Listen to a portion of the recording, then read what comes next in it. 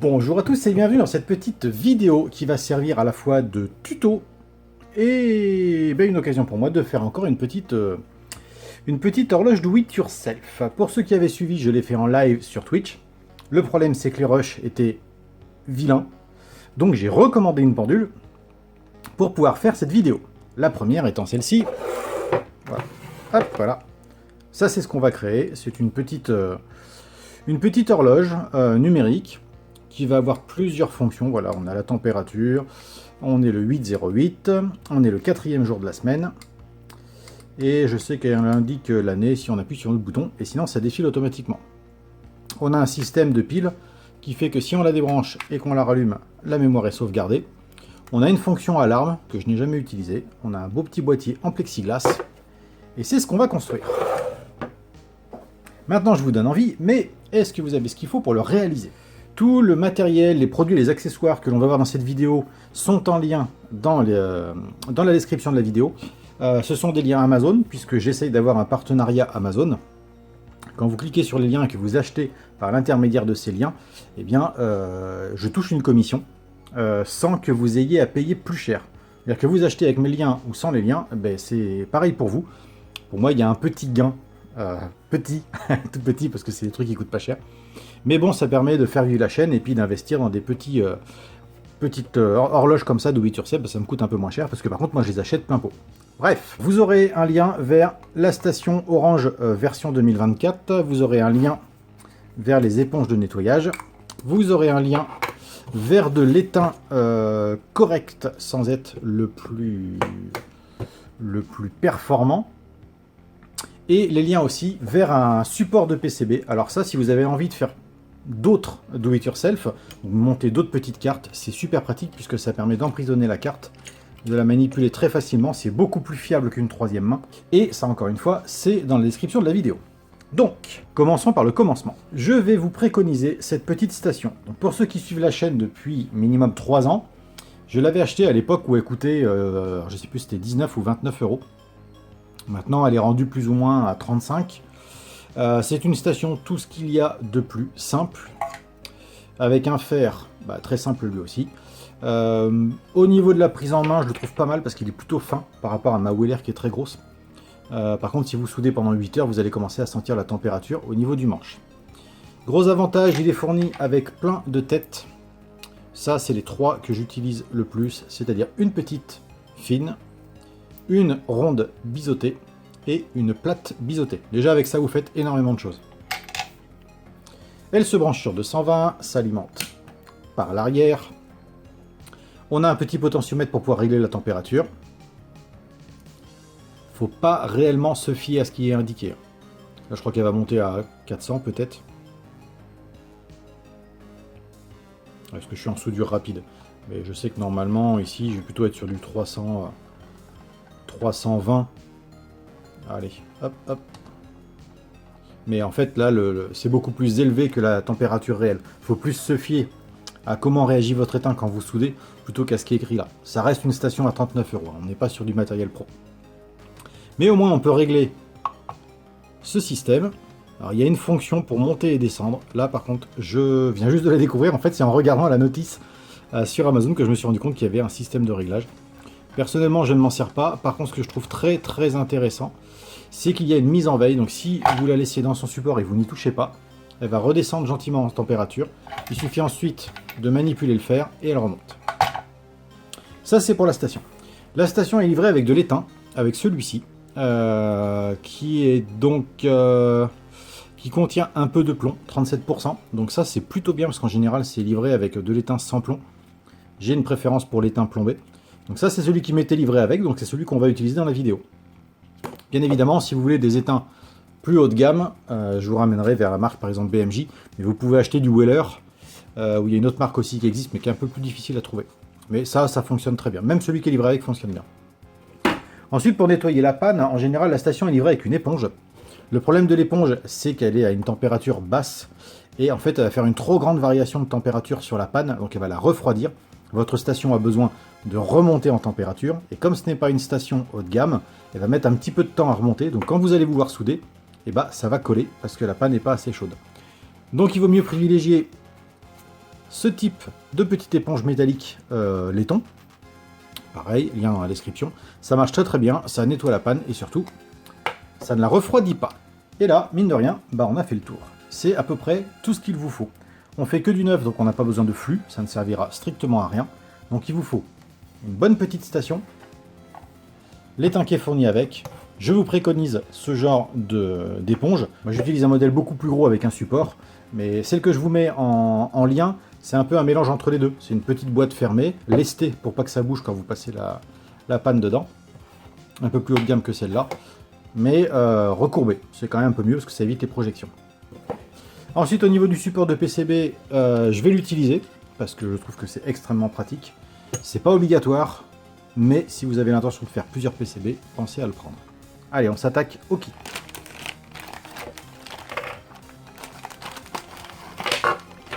Hop là. L'avantage, c'est que je l'ai déjà fait, donc je sais comment il marche.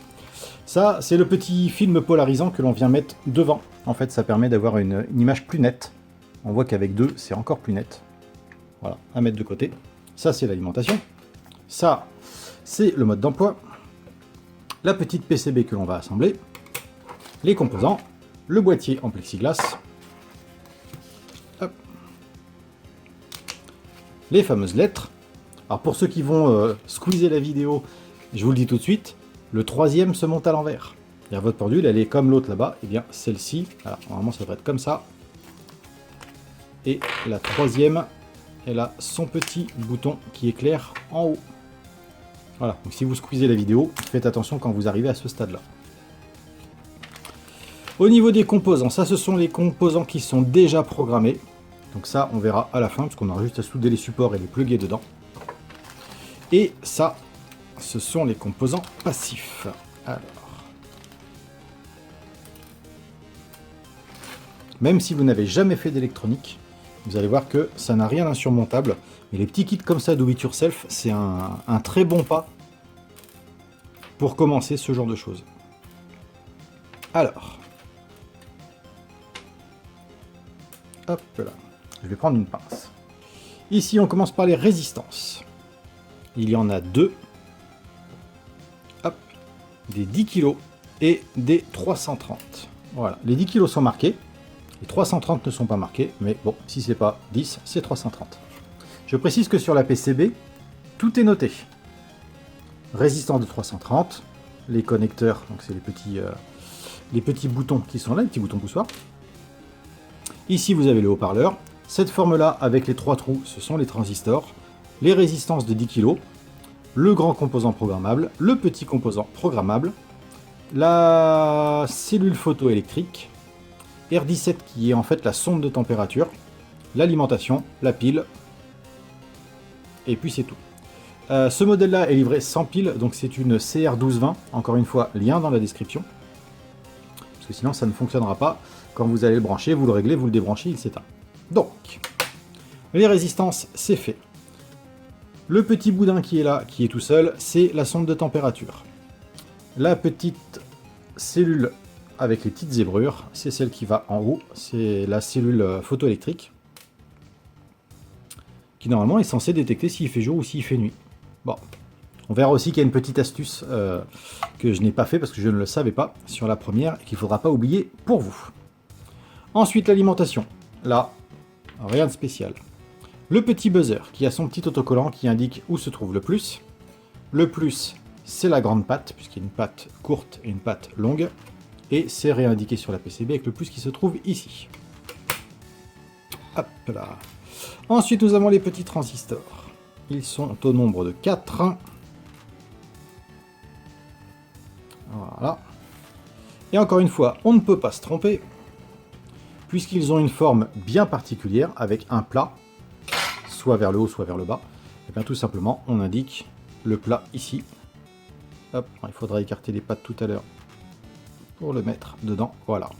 Mais le plat du composant sur le plat de la PCB. Ensuite, nous avons un petit quartz qui est là. Lui, il n'est pas polarisé, donc on le met dans les trous. Pas de souci à se faire là-dessus. Ça, c'est le support de pile.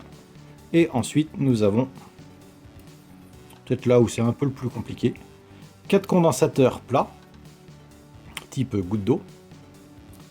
Et il y en a 3 identiques et 1 différent.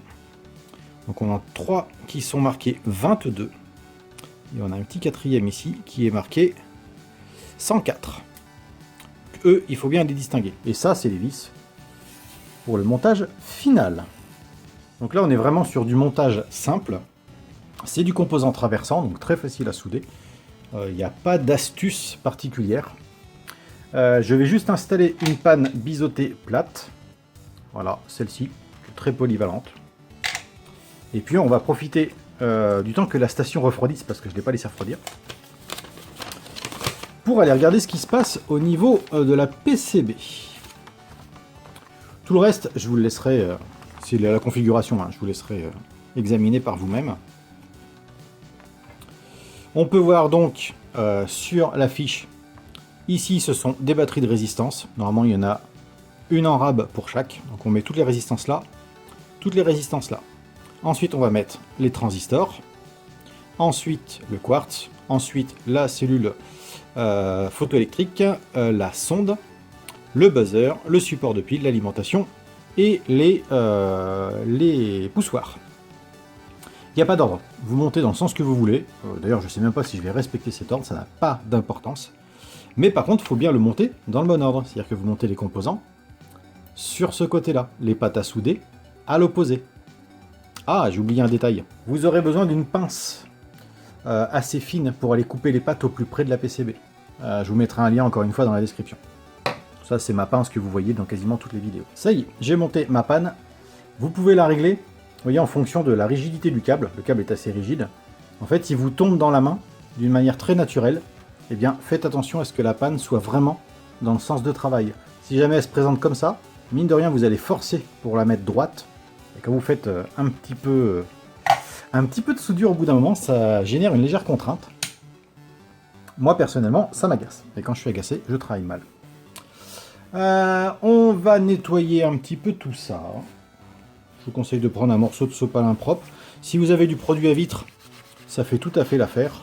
Si vous avez de l'alcool isopropylique, alcool à 90, acétone, évitez l'alcool à brûler. Ça fera le travail. Donc on va prendre les résistances de 330. Et on va peut-être se mettre la caméra un peu plus au-dessus. Comme ça, ça me semble pas trop mal. Donc on a dit des résistances, il va nous en falloir 1, 2, 3, 4, 5, 6, 7, 8. 1, 2, 3, 4, 5, 6, 7, 8, 9. Bah tiens, toi. Tac, tu serviras pour un autre montage. Alors moi j'aime bien qu'elles soient toutes montées dans le même sens, je trouve ça plus joli. Hop, je les plie avec le doigt. Et je les mets dans le premier trou sur l'emplacement 330. Et je vais faire de même avec toutes les autres.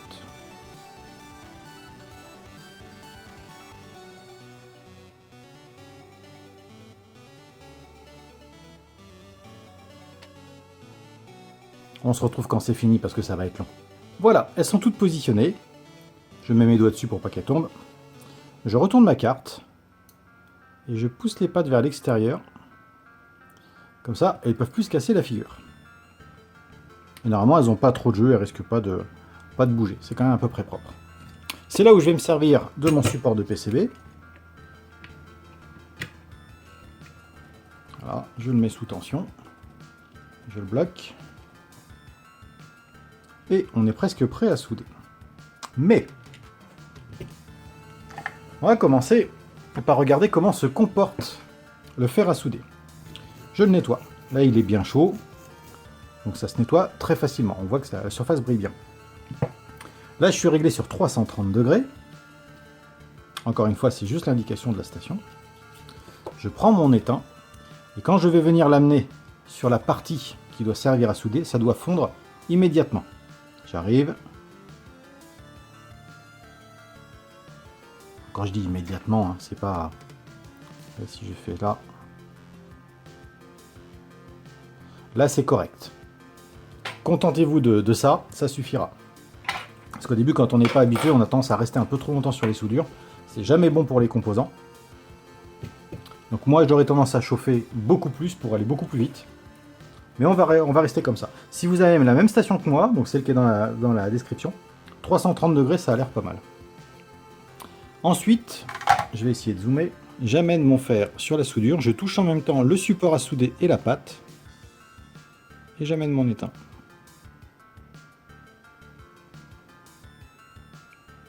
Et là, vous pouvez voir que ça prend très mal. Donc il faut augmenter la température. Moi, je monte directement à 400. Donc on va attendre qu'elle monte. Alors on est à 400 degrés. Et là, ça fond tout de suite. On va faire celle du bas. Tac.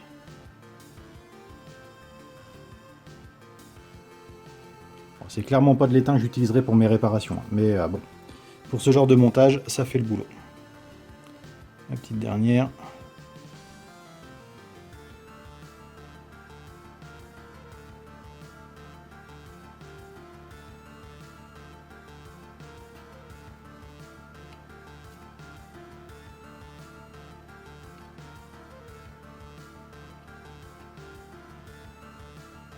Voilà. Après, l'étain, c'est aussi une question de prix. Hein. Donc là, mes résistances sont plutôt bien positionnées. Si on veut chipoter, je vérifie quand même qu'elles soient bien alignées. Mais dans l'ensemble, ça va. C'est acceptable. Exceptionnellement, pour vous montrer la différence, je vais souder avec un étain qui coûte presque 10 fois plus cher. Déjà, on va avoir une soudure brillante. Et il ne va pas réagir de la même manière. Voilà, ils fond immédiatement. On a une belle soudure brillante. Tac.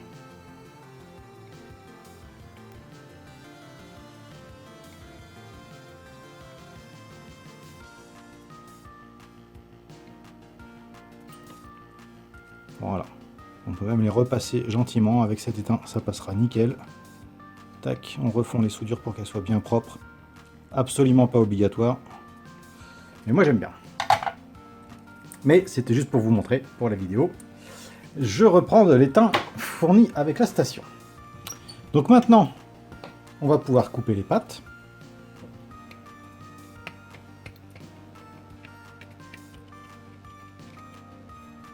Voilà. On vérifie qu'il n'y a rien qui dépasse. C'est très correct. Parce qu'après, c'est là où on va mettre les écrans. Donc, eh ben, on va faire exactement la même chose avec les 10 kg. Encore une fois, il y en a une en trop. Hop, voilà. Même topo, je choisis un sens pour qu'elles aient toutes le même. Je le glisse à l'intérieur. Et on se retrouve une fois que je les aurai toutes mises. Alors je précise qu'il n'y a pas de sens pour les résistances, hein, c'est purement esthétique. Mais autant s'habituer à faire les choses bien. Autre chose, si on n'est pas à l'aise avec le fait de retourner et de souder par l'extérieur, on peut pointer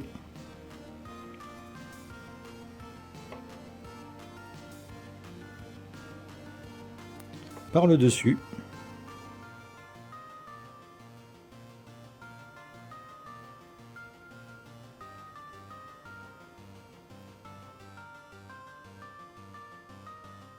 Tac. C'est peut-être un peu plus simple quand on n'a pas l'habitude. Ce qui fait qu'après, on peut retourner la carte. Donc là, on a soudé le haut en premier. On va incliner comme ça pour faire la suite. Donc le bas.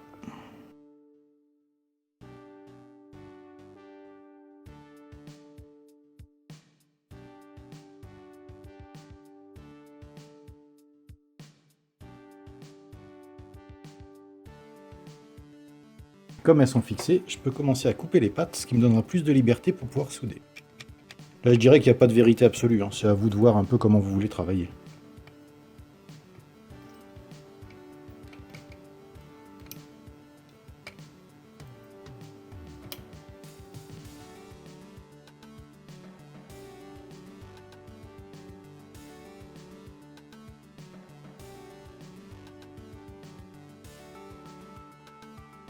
Maintenant, on va s'occuper des transistors.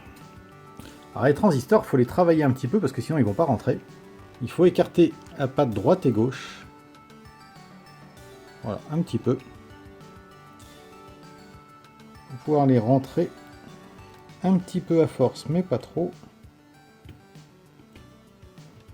Tac, voilà.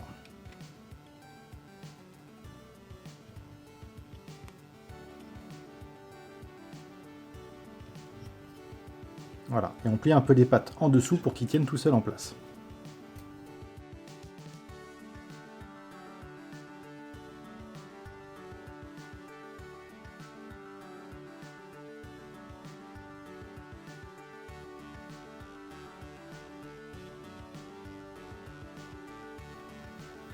La même chose, on peut faire la soudure par le dessus.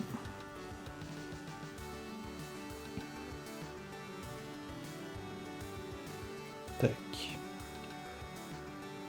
Tac.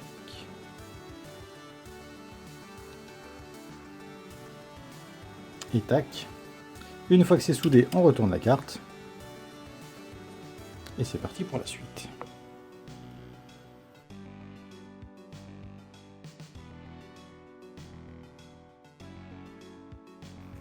Et on coupe les pattes.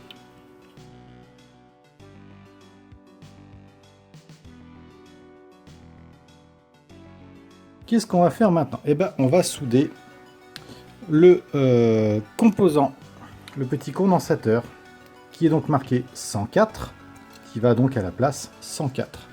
Il n'est pas polarisé, donc on peut le mettre dans le sens qu'on veut. Tac, on retourne. On tire un peu les pattes pour qu'ils tiennent en place. Et là, quand vous aurez un peu plus l'habitude, vu qu'on utilise une panne large, on peut souder les deux en même temps. On chauffe, une et deux. Et là, c'est soudé. Clac. Impeccable. On va donc s'attaquer aux autres condensateurs qui sont marqués 22. On retrouve le 22 sur la PCB. Donc C4 et C5. Hop. On plie un peu les pattes. Hop. Hop. On retourne.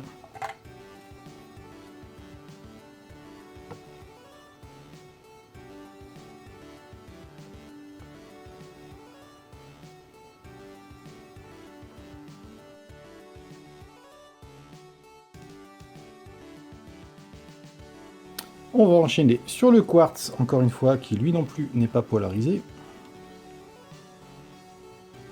Alors là, on le positionne. Et pas trop sur la carte mère, parce qu'il va falloir le plier vers le bas. Et obtenir une courbe assez jolie. Encore une fois, c'est purement esthétique. Et je vais le fixer par le dessus.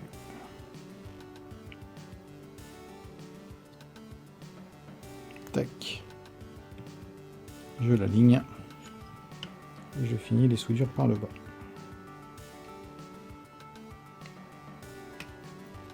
Ok.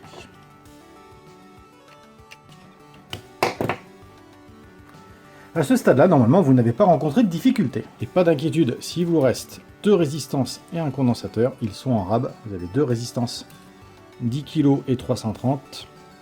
Et puis un petit 22. Ensuite, eh bien, on va s'attaquer au buzzer. Le buzzer, le LS1, avec son petit plus qui se trouve là, il vient se mettre ici. Tac, il se met tout seul.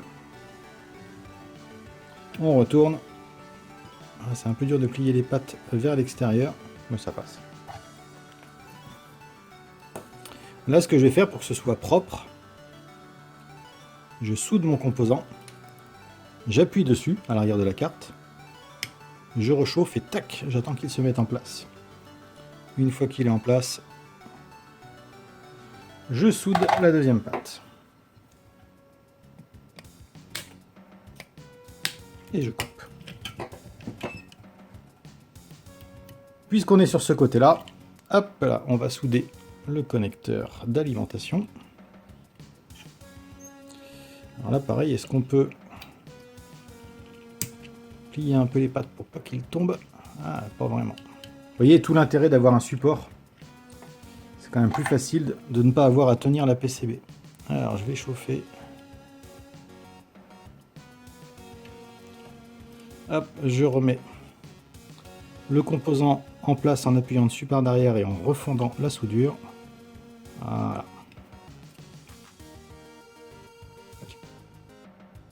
Et tac.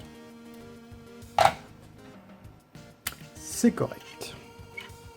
Ensuite, on va essayer d'attaquer le support de pile. Voilà, vous avez un petit trou qui se trouve là. L'autre est en face. Ouais, c'est relativement simple. Et lui, pareil, on va faire un petit point de soudure par le dessus pour le maintenir et on soudera l'autre partie après.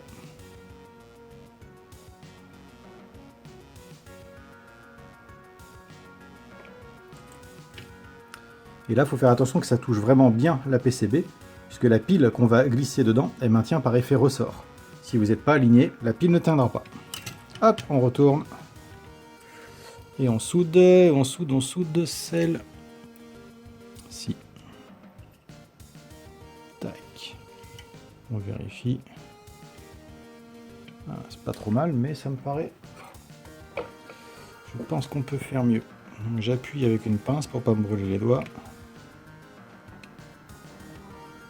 Ah ok, là c'est pas mal. Impeccable. Et je repasse la première soudure. Voilà. Qu'est-ce qu'il nous reste? Il nous reste les petits switches à souder ici. Allez. On va mettre celui-là. Eux ils se clippent, donc c'est facile à positionner. Tac, on retourne la plaque.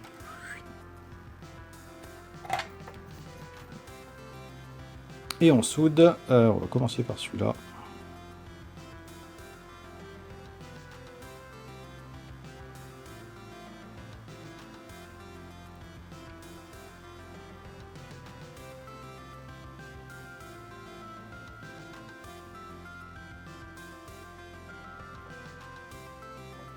Impec.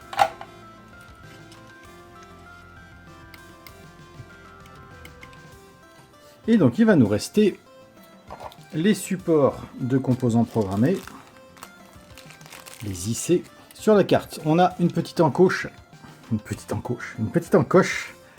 à droite. Donc on a une encoche sur le support qui se trouve ici. Et bien on la met dessus. Ça permettra de mettre le composant dans le bon sens sans risquer de se tromper.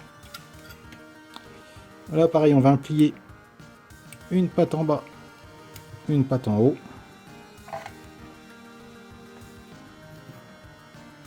Un petit bout de soudure. Tac. J'appuie sur le support, je le mets en place. Voilà. Et je fais son opposé. J'appuie. Tac. Et on enchaîne pour la suite. Alors, le drag soldering, c'est à proscrire avec ce genre d'état. Non, vraiment pas.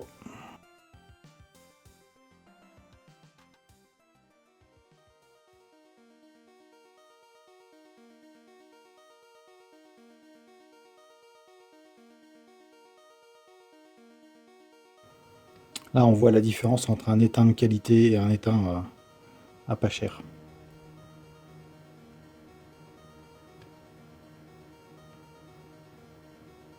Avec mon autre étain, ça aurait jamais fait des soudures comme ça. Celui-là, il a mal pris. Hop. Mais bon, pour ce genre de travail, ça fait le travail. Ensuite, le deuxième support, pareil, petite encoche à gauche. Petite encoche à gauche. On vient le positionner. On retourne la carte. On tire un peu les pattes pour pas que ça bouge.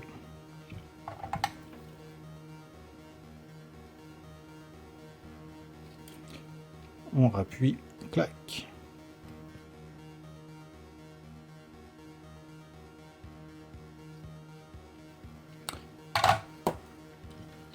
Hop là. Et ben on est pas mal. Alors maintenant c'est là qu'il ne faut pas se faire avoir. Sur la PCB il nous reste deux composants à souder. La sonde et la cellule photoélectrique. Le problème, c'est que moi, j'avais pas fait attention, mais il y a une encoche pour souder la cellule photoélectrique. Voilà. Il faut arriver à la passer dans ce trou-là. Idem pour la sonde. Alors, on va essayer d'enlever déjà un peu de matière. Je laisse à peu près 1 cm.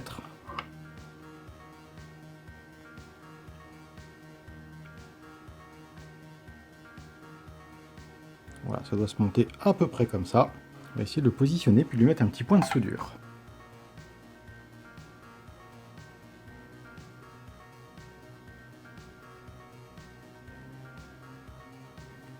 Alors, il a un peu bougé.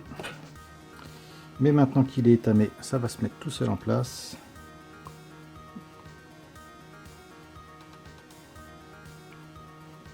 Là. Je soude son petit copain à côté. Hop.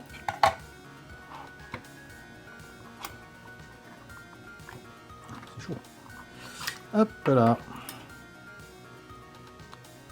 En plus, c'est correctement soudé du premier coup.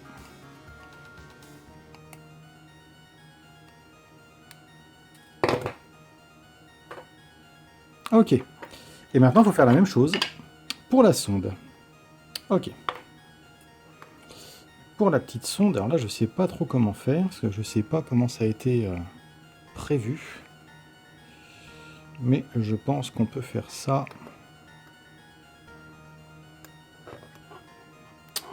Voilà. Je pense qu'on peut se permettre de faire comme la première, couper en laissant à peu près 1 cm.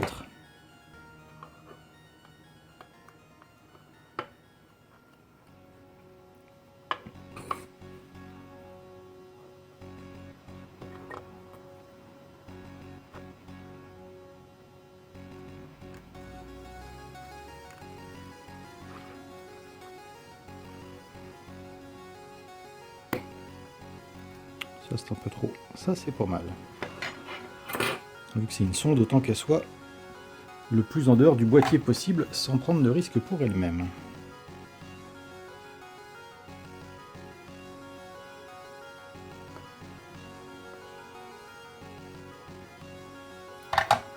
Ok.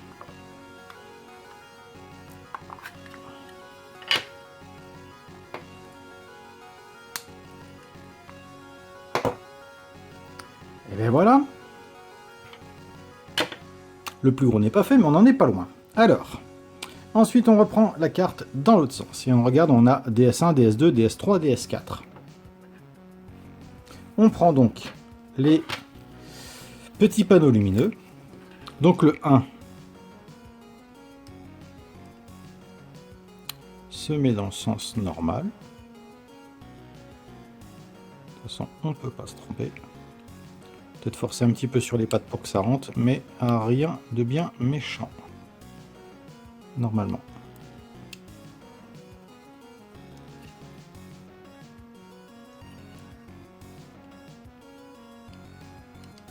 Si ça rentre d'un côté, ça doit rentrer de l'autre. Ah, ok. Normalement, il y a juste assez d'espace pour que ce soit parfaitement appuyé. Donc ça, c'est le DS1. Le DS2. Jusqu'ici, rien à signaler. Il s'emboîte bien. Le DS3, donc il se met à l'envers, c'est-à-dire la petite loupiote se met en haut. 2 en bas, 1 en haut.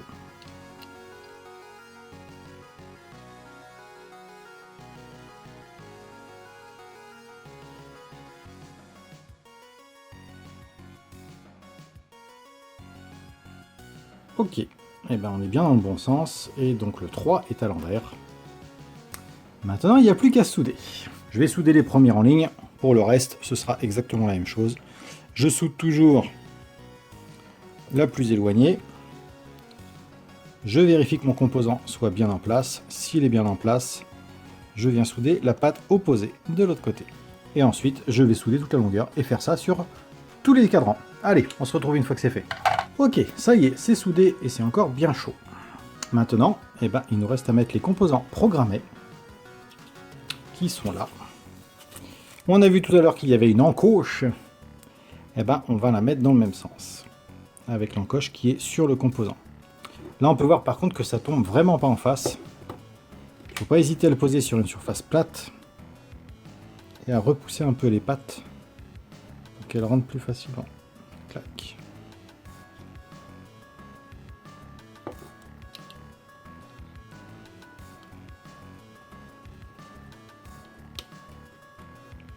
Avant de rentrer correctement, on vérifie qu'il n'y ait aucune patte en biais. Et là, c'est un petit peu litigieux. Alors, ce que je fais, c'est que je prends une pince, parce que sinon, vous voyez, c'est légèrement en biais.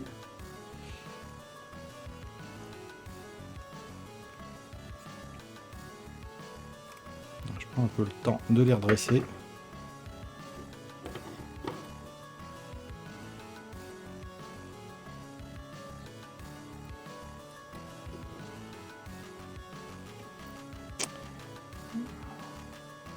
Ah, c'est de ma faute.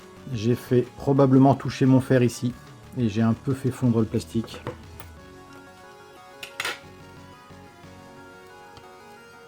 Alors, même si je suis pas sûr que ce soit en cause. Hop. Non.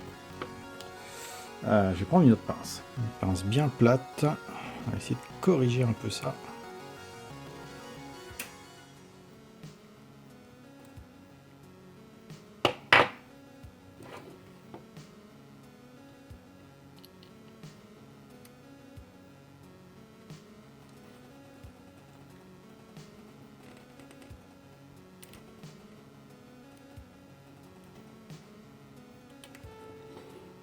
Eh ben dis donc.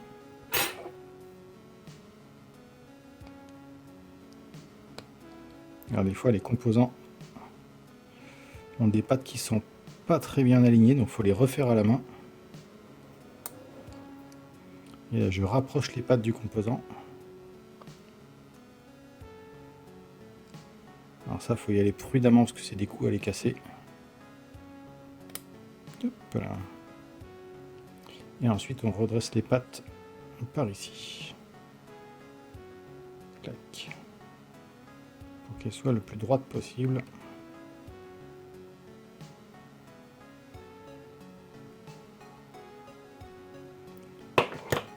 Non, je précise que sur le premier que j'ai monté, j'ai pas eu à le faire, ça s'est monté tout seul. Voilà, là c'est bien aligné. Tac, ça rentre tout seul, on n'a pas de pattes qui ressortent. Impec. Pour celui-ci, il est plus petit, donc ça doit être un peu moins compliqué. Encore une fois, encoche à gauche, encoche à gauche. Et là, pof, ça rentre tout seul. Allez, c'est le moment du test. Normalement, ça n'explose pas. Ah bah il est rouge celui-là. Hop. Je maintiens appuyé 5 secondes. Voilà, 7h59. Normalement, il va passer à 8h et se mettre à sonner. Je l'éteins. Donc ça, c'est l'alarme. Moi, j'y touche pas. Alors l'alarme, si vous avez le petit point en bas à gauche, en bas à droite, pardon, allumé, elle sonne. Éteint, elle sonne pas. Menu suivant. Je sais plus comment ça marche. Ça, je crois que c'est l'heure. Donc on a dit qu'il était... Voilà, 17h35. C'est fait. Le problème, c'est que... Eh ben, il retient pas l'heure. Pour ça, il nous faut une petite CR 1220. Hop, que l'on vient mettre ici. Clac, ça rentre tout seul. Là, la mémoire est sauvegardée. Ensuite, sur les écrans, on a un film de protection que je vous invite à enlever. Ce sera bien plus joli. Ceci étant fait, il reste à monter le film polarisant qui est à l'intérieur. Alors, est-ce qu'il est à la bonne taille? Normalement, non. Ah, la largeur est plutôt bonne. Par contre, il va falloir recouper en hauteur, parce que sinon, ça passera pas.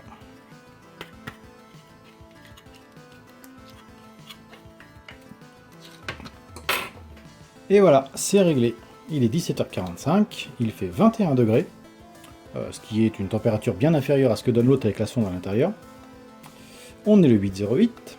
On est le 4e jour de la semaine.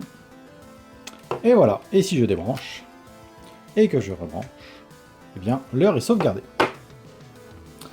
Bien, ce tuto est terminé.